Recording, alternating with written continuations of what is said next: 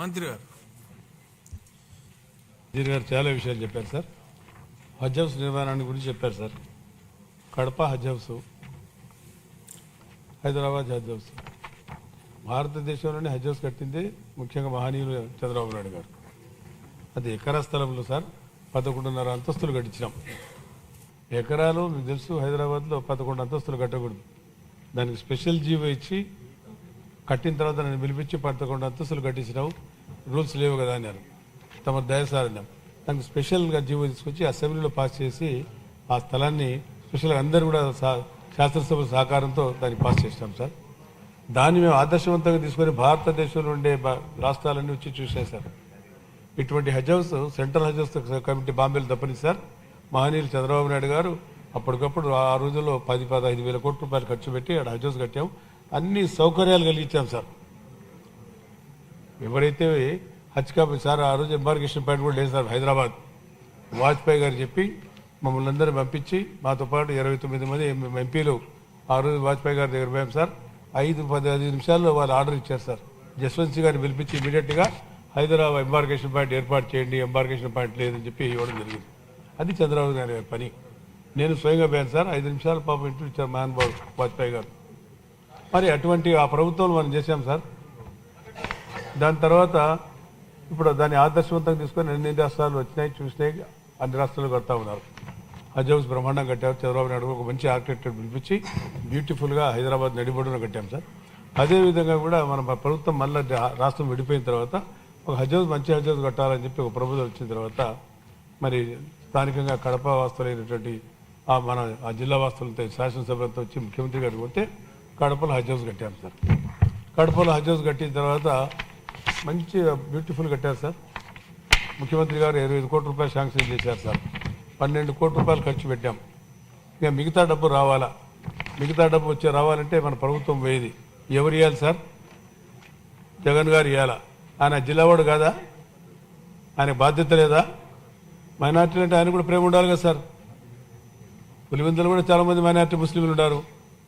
ఒక్క పని చేయలేదు సార్. మళ్ళీ ఇప్పుడు మన మీద పడిన బాధ్యత మళ్ళీ మహానుభావులు చంద్రబాబు నాయుడు గారు ఇవ్వాలా. వాళ్ళు చెప్పారు, చేస్తాం సార్ తప్పకుండా. అక్కడ అన్ని సదుపాయాలు కలిగించాం సార్. ఆ సెంటర్లో కడాకి ఏం చేశారు సార్ జగన్ గారు? ఆ పేషెంట్లు, కరోనా పేషెంట్లు తీసుకొచ్చి దాంట్లో పెట్టాడు. అక్కడ మసీదులు కట్టాము. అది అందులో పని జరగాలి, ఇంకా 10 కోట్ల పని జరగాలి. 1 రూపాయి లేదు సార్. దాని ద్వారా ఎన్నో వాళ్ళు వచ్చింటే బాగుండేది సార్. తెలిసేది ఎంత ప్రేమ ఉందో మైనార్టీల ముస్లింల మీద. కడప విషయం పోయింది సార్. మళ్ళీ ఇప్పుడు హైదరాబాద్లో విజయవాడలో సార్ ఎంబార్కేషన్ పాయింట్ పెట్టాం. విజయవాడ మన రాష్ట్రం, మన యాత్రికులు మన దగ్గర నుంచే పోవాలా. మన యాత్రికులు ఇక్కడి నుంచి ఎంబార్కేషన్ పాయింట్ నుంచి పోతున్నారు. ప్రతి యాత్రికులు 1,00,000 రూపాయలు ఇస్తారు సబ్సిడీ అని చెప్పడం జరిగింది సార్. మేము తప్పకుండా ఇందుకు వాళ్ళ కాన్ఫిడెన్స్ రావాలని గతంలో పోయిన వారికి 72 మందికి 72 లక్షలు ఇచ్చాం సార్. వాడు పోయి రావడం జరిగింది. మళ్ళీ కాన్ఫిడెన్స్ క్రియేట్ చేయాలని చెప్పి ముఖ్యంగా మళ్ళీ ఇక్కడ నుంచి ఈ ఎంబార్కేషన్ పాయింట్ నుంచి ఎవరైతే బెంగళూరు కానీ, చెన్నై కానీ, హైదరాబాద్ నుంచి పోతే ఇవ్వము. మా రాష్ట్రం నుంచి పోతే, తెలుగు రాష్ట్రం నుంచి మన రాష్ట్రం నుంచి పోతే, మన రాష్ట్రం విజయవాడ క్యాపిటల్, అమరావతి క్యాపిటల్, అమరావతి నుంచి పోయిన వారికి అందరికీ ప్రతి ఒక్కరికి కూడా 1,00,000 రూపాయలు ఇస్తామని చెప్పడం జరిగింది సార్.